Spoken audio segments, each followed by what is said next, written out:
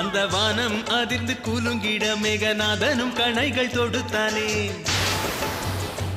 கொடும் கணைகள் எல்லாம் லக்குவனை குத்தி கிழித்தெறிய பாய்ந்தனவே. தன் வழியில் வந்த தடைகளை அது தகர்த்தெறிந்தே முன்னேறி சென்று இலக்குவனை அழித்திட தன் இலக்கை அது தாக்கியதே.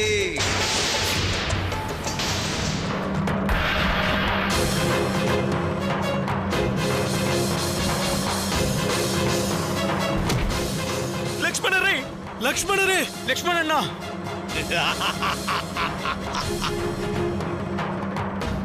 சோதரர் லக்ஷ்மணரே,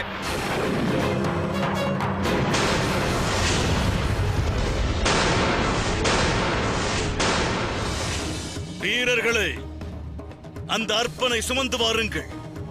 அதுவே லங்கேசருக்கு நான் அளிக்கும் யுத்த நினைவு சின்னமாகும்.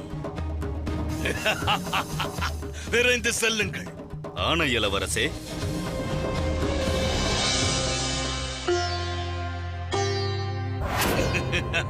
வேகம் கணையை தாங்கியதால் வாரம் சிவதனுசானதே.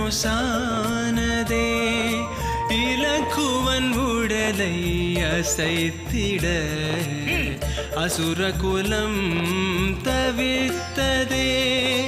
அசுரகுலம் தவித்ததே.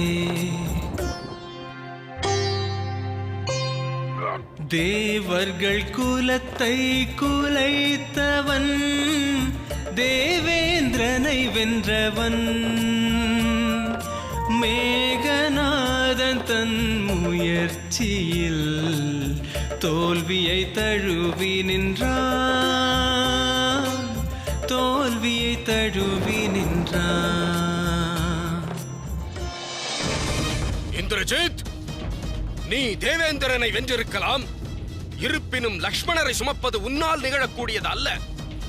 இவரை நீ சுமக்க பிரயத்தனம் செய்தால் நீயே பூமியில் புதைபடுவாய்.